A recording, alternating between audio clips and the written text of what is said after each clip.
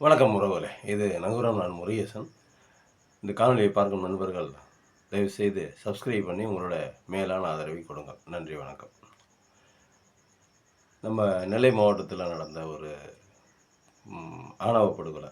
அதை பத்தி தான் காணொளிகள் பூரா பேசுது, டிவி பூரா பேசுது, நியூஸ் 18 நியூஸு எல்லா சேனல்களும் அந்த ஆணவ படுகொலையை பத்தி தான் பேசுது.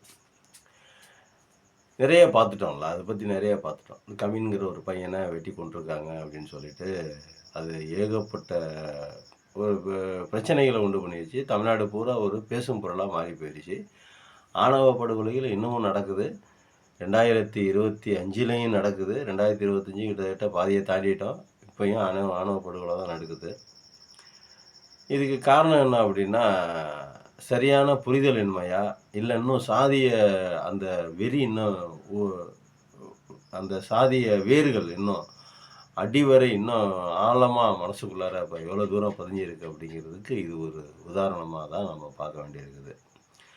இப்ப அந்த பையனுக்கு வயசு அந்த பையன் வந்து சின்ன பையன். அந்த பையனும் அந்த பொண்ணும் கிட்டத்தட்ட 9 வருடங்களா காதல் காதல் பண்ணிட்டு இருக்காங்க. விரும்பிக்கிட்டு இருக்காங்க அப்படிங்கிறது நமக்கு இதுலருந்து தெரியுது. இப்போ படிப்பறிவு இல்லாத ஒரு ஒரு ஒரு ரொம்ப படிப்பறிவே இல்லாத ஒரு கிராமம், அந்த கிராமத்து மக்கள் அப்டின்னா கூட பரவால்ல. அவர்களுக்கு சாதிய வெறியம் எல்லா 2 குடும்பமும் நல்லா படிச்ச குடும்பம். 2 குடும்பமும் நல்ல பொருளாதார சூழ்நிலை பொருளாதார விதத்தில நல்லா உயர்ந்திருக்கக்கூடிய குடும்பம். இந்த குடும்பம் வந்து அ இப்போ எப்படி இத சொல்றது அப்டின்னா, அ காவல் காவல்துறையில அதிகாரிகளா இருக்காங்க. அந்த பொண்ணுடைய அப்பாவும், அம்மாவும். இந்த பொண்ணும், பையனுமே நல்லா படிச்சிருக்காங்க. ஒரு அம்மா அந்த பொண்ணு டாக்டரு. இந்த இவர் வந்து இன்ஜினியரு, சாஃப்ட்வேர் இன்ஜினியரா இருக்காரு. அது அ அது வந்து பார்த்தீங்கன்னா, சம்பளமே கிட்டத்தட்ட 1,50,000 வாங்குறாராம் சென்னையில. இப்படி இருக்கக்கூடிய சூழ்நிலை லீவுல இருக்கும்போது இது மாரி வெட்டி போட்டுருக்காங்க. அப்போ பொருளாதார சூழ்நிலை உயர்ந்திருந்து, கல்வியிலயும் உயர்ந்திருந்து, அ அவங்களே இந்த இத படிக்கிறாங்க. அந்த அந்த அந்த படுகொலையை செய்த அந்த பையன், அந்த பெண்ணுடைய அந்த தம்பி, அ அவரும் படிச்சவராம். அவரும் டிகிரி ஹோல்டராம். எல்லாருமே படிச்சிருக்காங்க. ஆனா படிச்சும் பாருங்க, எவ்வளோ ஆழமா சிந்திக்கிறாங்கல்ல. சிந்திச்சிருக்காங்க அப்படின்னு பாருங்க. இது மன அழுத்தம் அது. இந்த அழுத்தத்துக்குள்ள சிக்கியிருக்காங்க. நம்ம அந்த சாதிகளோட சேர்ந்து, அந்த சாதி பெருமையை பேசி, நம்ம சாதின்னு பேசி, அ அந்த சாதிக்காக நம்ம எத வேணாலும் விட்டுக் குடுக்கலாம். உயிரையும் விட்டுக் குடுக்கலாம். நம்ம குடும்பத்தையும் விட்டுக் குடுக்கலாம். வாழ்க்கையவே இழக்கலாம். அப்படி வாழ்க்கையவே இழக்கிற அளவுக்கு வந்திருக்காங்க. இப்ப எவ்வளவு தூரம் அந்த அந்த அந்த சாதிய அந்த கொடுமைகள் வந்து இப்போ பாதிக்க போகுது அப்படின்னா, இப்ப இவர்கள் 2 பேரும் அரசு ஊழியர்கள், காவல்துறை அதிகாரிகள். அம்மாவும், அப்பாவும். இந்த பையன் எஜுகேஷன் படிச்சிருக்காப்புல, எங்க வேலை தேடிட்டு இருக்காப்புலயா என்ன ஆவாருங்கிறது முழு விவரம் தெரியல. இப்போ இந்த காவல்துறை அதிகாரிகளுடைய வேலை வந்து பறிக்கப்பட்டுரும். ஏன்னா, இது வந்து பெரிய லெவல்ல போய் போராட்டம் அது இதுன்னு இவங்க என்ன நினைச்சிட்டு இருப்பாங்க, சின்ன லெவல்ல முடிஞ்சு போயிரும் அப்படின்னு நினைச்சிட்டு இருப்பாங்க. நம்ம காவல்துறை அதிகாரிகளா இருக்கோம். நம்ம உயரதிகாரிகள பார்த்து ஏதாவது பேசி சரி பண்ணி ஏதாவது ஒண்ணு பண்ணிக்கலாம். அப்படிங்கிற மாரி இப்போ இப்போ ஒரு ஒரு மர்டரு, அ கேஸு, அ அ பெயிலு அப்படிங்கிற மாரி போயிரும். அப்புறம் கேஸ் நடத்துவோம். அதுக்கப்புறம் பேசிக்கலாம், பார்த்துக்கலாம் அப்படிங்கிற மாரி சின்ன லெவல்ல முடிஞ்சு போயிரும்னு சொல்லிட்டு பார்த்துருக்காங்க. இது கிட்டத்தட்ட பெரிய லெவல்ல பூதாகரமாக வெடிச்சு, திரும்ப வந்து போராட்டம் பண்ற அளவுக்கு வந்துருச்சு. அப்புறம் மே மே அந்த இயக்கம் வந்து திருமுருகன் காந்தி அவர்கள் வந்து போராட்டம் பண்ற மாரி ஆயிடுச்சு. இன்னும் ஏகப்பட்ட ம் அ அமைப்புகள் வந்து போராடிட்டு இருக்குது. இப்போ அ இவர்களுக்கு 2 அந்த அந்த இந்த போராட்டத்தினுடைய விளைவு என்ன பண்ணும்னா, அரசாங்கம் என்ன பண்ணும் அப்படின்னாக்கா, இவர்களுடைய முதல்ல அந்த வேலையிலேருந்து சஸ்பெண்ட் பண்ண வைப்பாங்க. சஸ்பெண்ட் பண்ண வச்சு அதுக்கப்புறம் மெமோ குடுப்பாங்க. மெமோ குடுத்து கொஸ்டின் பை கொஸ்டினா கேட்பாங்க. இப்ப இந்த பையன் வந்து படிச்சுட்டு இருக்காப்புலன்னு வச்சுக்கங்களேன். இன்னும் கல்யாணம் பண்ணாத பையன். அந்த பொண்ணுக்கு இன்னும் கல்யாணம் ஆகல. இந்த பையனுக்கும் கல்யாணம் ஆகல. செத்தவங்க குடும்பத்தில விடுங்க. அந்த பையனோட குடும்பத்தில வந்து அவன் இழந்துட்டாங்க. 1 மாசம் அழுவாங்க, 2 மாசம், 6 மாசம் அழுவாங்க, 1 வருஷம் அழுவாங்க. அவ்வளோதான். துக்கம் முடிஞ்சு போயிரும். ஆனா, அதனுடைய பாதிப்பு நம்ம பையன இழந்துட்டோமேங்கிற பாதிப்பு தான் பல நாளா, பல வருஷமா, பல வருடங்களாக இவ்வளவு தூரம் படிக்க வச்சு, ஒரு பெரிய ஆளாக்கி, ஒரு ஒரு 1,50,000 சம்பாதிக்கக்கூடிய ஒரு பையன நம்ம இழந்துட்டோமே!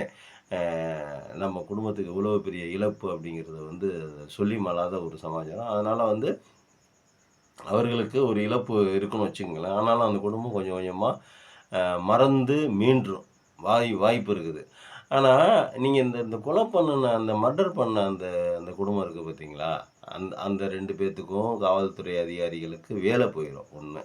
2வது டிபார்ட்மெண்ட் கேட்கிற கேள்விக்கு பதில் சொல்லணும் 2வது. அ இதுக்கு மேல பார்த்தீங்க அப்படின்னா, அந்த பையன் அந்த பையன் எப்படியா இருந்தாலும் உள்ள பிடிச்சு போட்டுருவாங்க. உள்ள போயிருவாப்புல. உள்ள போனா ஜெயில் வாழ்க்கை எவ்வளோ கொடூரமானது, கோரமானதுங்கிறத அந்த பையன் அனுபவிக்கணும் 1. 2வது அந்த பையன் ஜெயில்ல இருந்து வெளியில வரும்பொழுது, அந்த பையனை இந்த சமூகம், அந்த சாதிய சமூகமாவே இருக்கட்டும், சொந்த சாதிய சமூகமாவே எந்த கண்ணோட்டத்தில பார்ப்பாங்க? என்ன மாரியான நோக்கத்தில அந்த பார்வை அவர்களுடைய பார்ப்பவர்களுடைய பார்வை, சொந்த சமூகத்துக்காரங்கள என்ன மாரியான பார்வை பார்ப்பாங்க? அது ஒரு பாயிண்ட் இருக்குது. இதுக்கு மேல அந்த பையனுக்கு வேலை, வெட்டி, போக்குவரத்து யாரு எப்படி குடுப்பாங்க? என்ன சமாச்சாரம் அப்படின்னா, அந்த பையனுடைய பேக்ரவுண்டு வேற விதத்தில மாறுவதற்கான வாய்ப்பு இருக்குது. அ இல்லீகலா மாறுவதற்கான வாய்ப்பு இருக்குது. ஒரு சிறையிலிருந்து வந்த பையன் சமுதாயத்தில யாரும் மதிக்கல, நம்மள யாரும் அங்கீகரிக்கப்படல அப்படிங்கிற பட்சத்தில அந்த பையனுடைய மனநிலை வேறு விதமா மாறுவதற்கான வாய்ப்புகள் இருக்கிறது. ஏன்னா, அவர் இருக்கக்கூடிய இடம் அந்த மாரி அப்படிங்கிற மாரி வச்சுக்குவோம்.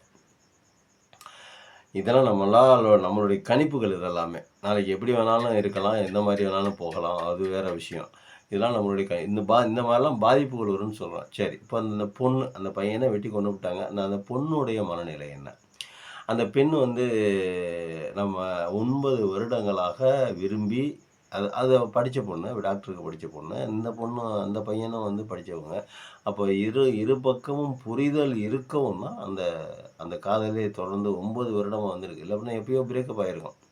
அந்த புரிதல் இருக்கு. நீ வேற சமூகம், நான் வேற சமூகங்கிறது தெரியுது. நம்ம ஒத்துக்கிறோம். நமக்கு தெரியுது. ஆனா, அதையும் தாண்டி நம்மளுடைய காதல் புனிதமானது. அதையும் தாண்டி நம்மளுடைய காதல் வந்து ஒரு சிறந்த காதல். அதையும் தாண்டி நம்ம காதல் வந்து ஒரு தெய்வீக காதல். அப்படிங்கிற மனநிலைக்கு வந்து தான் அவங்க 2 பேரும் 9 வருடங்களாக காதலிச்சிருக்காங்க. அந்த 9 வருடங்களாகவும் பிரேக்கப் ஆவறதுக்கான காரணங்கள் நெறைய இருக்கு. ஏன்னா, அந்த பையன் இருக்கிறது இந்த சைடு தென்கோடியில, இந்த பொண்ணு இருக்கிறது தமிழ்நாட்டினுடைய வடகோடியில இருக்காரு. அ வேலை பார்க்குறது சொல்றேன். அப்போ இரு பெ இரு ரொம்ப தூரம் இருக்கும்போது 2 பேர் வாழ்க்கையிலயும் நிறைய பெண்கள், நிறைய ஆண்களும் கிராஸ் பண்ணியிருக்காங்க. காட்டியிருப்பாங்க. இந்த பையன் ஐடி துறையில வேலை பார்க்குறாப்புல. ஐடி துறையில வேலை பார்த்துருக்கும்போது நிறைய பெண்களை பார்த்துருக்கலாம். நிறைய பேர் வேலை செஞ்சிருப்பாங்க. இவர்களை எல்லாம் தாண்டி, இதையெல்லாம் இந்த சுற்றுப்புற சூழலெல்லாம் தாண்டி ஒரு காதல் நிலைச்சு 9 வருடமா நிக்குது அப்படின்னா, அது எவ்வளோ தூரத்துக்கு ஒரு ஆத்மார்த்தமான ஒரு காதலா இருக்கும் அப்படிங்கிறத நம்ம புரிஞ்சுக்கிறதுக்கு நம்மளால முடியுது. ஆனா, இதை ஏன் அந்த வீட்ல இருக்கிறவங்க, அந்த குடும்பத்தில இருக்கிறவங்க புரிஞ்சுக்கலன்னு நினைக்கிறேன். அப்ப அந்த பெண்ணினுடைய நிலை என்ன? இந்த பெண்ண அந்த பையன வெட்டி கொன்னுப்புட்டாங்க. ரைட்டு. அந்த பெண்ணினுடைய நிலைய பத்தி நம்ம கொஞ்சம் சிந்திச்சு பார்ப்போமே! மன உளைச்சல் ஆகும். நடைவீனமா வாழ்வதற்கான வாய்ப்புகள் அதிகம். உண்மையான இந்த ஆத்மார்த்த காதலா இருக்கிற பட்சத்தில, அந்த பெண்ணினுடைய வருங்காலம் வந்து நடைவீனமாக போகக்கூடிய வாய்ப்பு அதிகம். ஏன் அப்புட்ன்னா, நீங்க நல்லா சிந்திச்சு பாருங்க.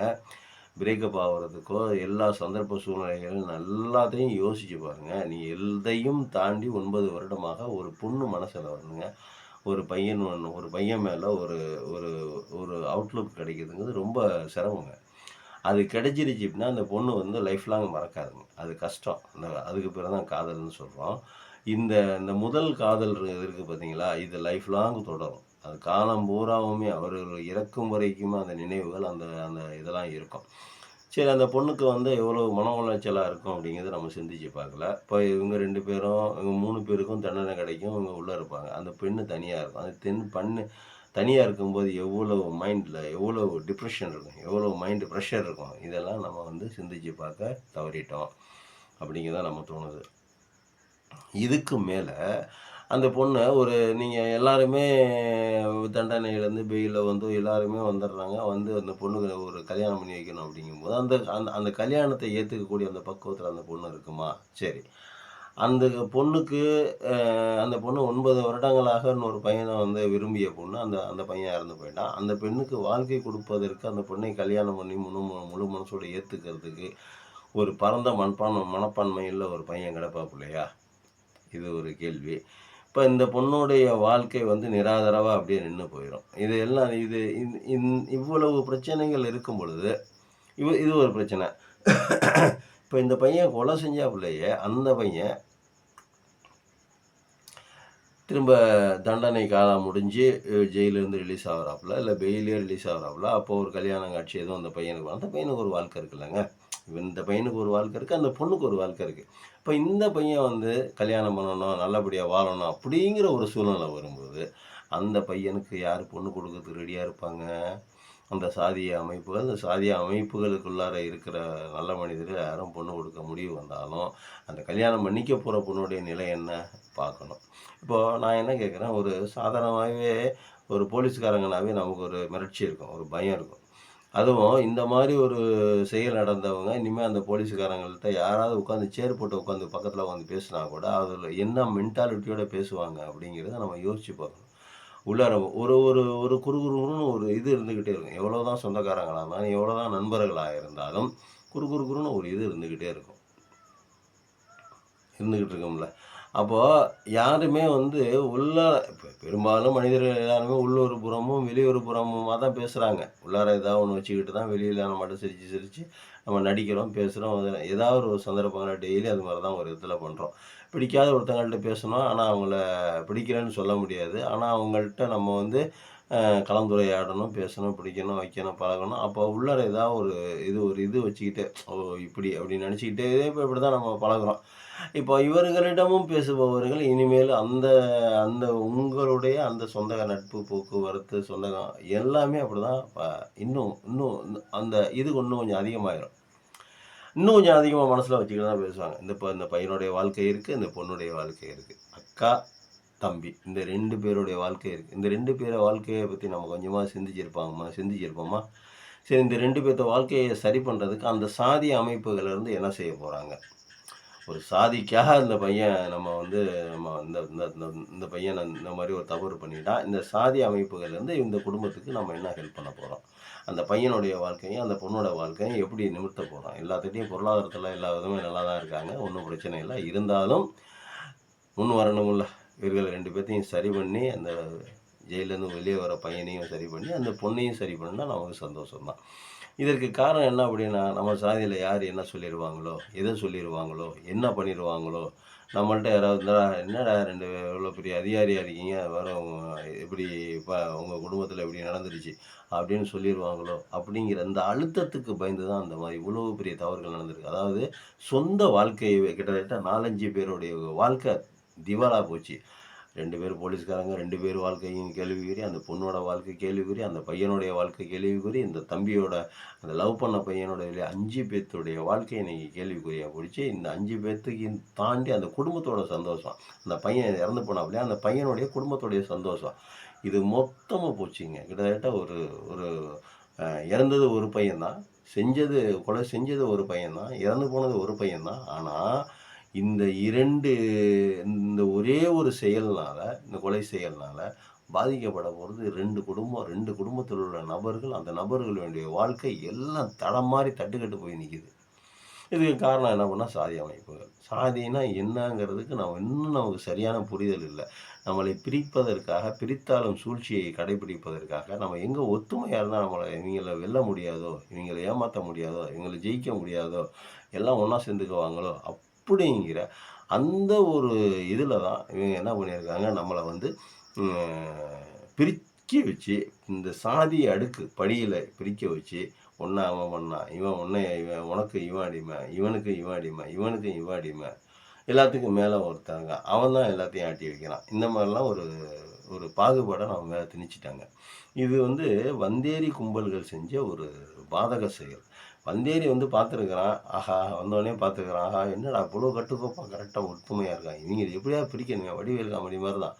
ஆஹா! என்னடா இப்படி இருக்காய்ங்க. இவிங்கள எப்படியாவது பிரிக்கணுமே. பிரிக்கிறதுக்கு என்ன வழின்னு வருஷ கணக்குல பல வருடங்களாக யோசிச்சு இவன பிரிக்கிறதுக்கு இதே வழி. சேராம பண்றதுக்கு இது ஒண்ணு தான்டா வழின்னு சொல்லிட்டு அவன பிரிச்சு வச்சுக்கிட்டான். நம்ம மாட்டிக்கிட்டோம். நம்ம இன்னைக்கு காலம் பூரா அழுவுறோம். எவ்வளவு கொலைகள், எவ்வளவு கொள்ளைகள். காலங்காலமா 2000 வருடமாக அந்த சாதிய அடுக்கினால பாதிக்கப்பட்டவர்கள், பாதிக்கப்படுபவர்கள் இன்னும் இருந்துகிட்டே தான் இருக்கான். ஆனா எவன் நம்மள பிரிச்சானோ அவன நம்ம விட்டுர்றோம். இவன் இந்த இழிநிலைக்கு காரணமானவன் எவன் ஒருத்தன் வந்தேறி கும்பல் என்ன இருக்குதோ, அந்த கும்பல நம்ம விட்டுர்றோம்.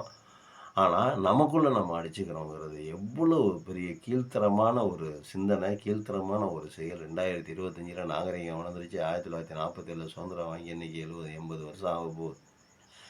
2025ல வாங்குறோம். நிலவுக்கு ஆள்கிட்ட விடுறோம். மேல ஒரு விண்வெளி ஆராய்ச்சி மையமே நிறுவி இருக்கிறோம். ம்.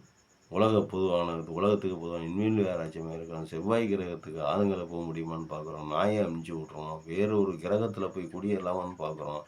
அறிவியல் வளர்ச்சி பட்டன் தட்டுனா இவ்வளோ பெரிய வளர்ச்சி இருக்குது. இவ்வளவு பெரிய வளர்ச்சி தெரியுது. ஒரு சின்ன பட்டன்ல என்னென்னமோ அற்புதங்கள், அதிசயங்கள்லாம் நடக்குது.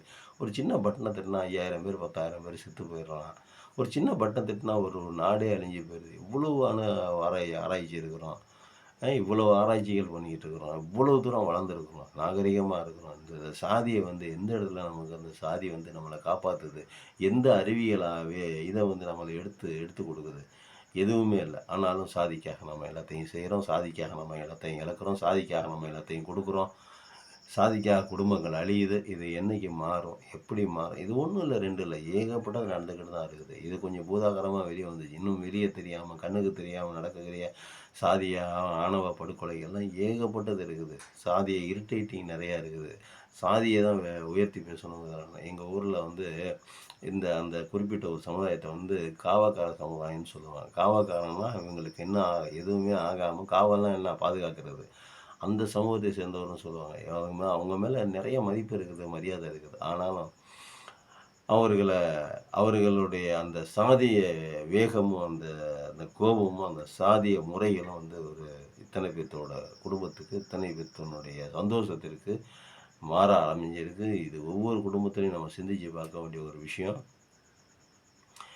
இப்போ இந்த சாதி அமைப்புகள்ல இருந்து இந்த சாதிய அமைப்புகள், இந்த சாதிய இதிலிருந்து விடுபடுவதற்கு என்ன வழி அப்படிங்கிறத நம்ம சிந்திச்சு பார்க்கறதுக்கு வாய்ப்பு இருக்கா இல்லையான்னு தெரியல. நம்ம சொன்னா உனக்கு நம்ம எப்படி இன்னும் எப்படி எக்ஸ்ப்ளனேஷன் பண்றதுன்னும் தெரியல. ரொம்ப வருத்தமா இருக்குது, கவலையா இருக்குது. இந்த மாரி சம்பவங்கள் நடக்குமா? நடக்கலாமா?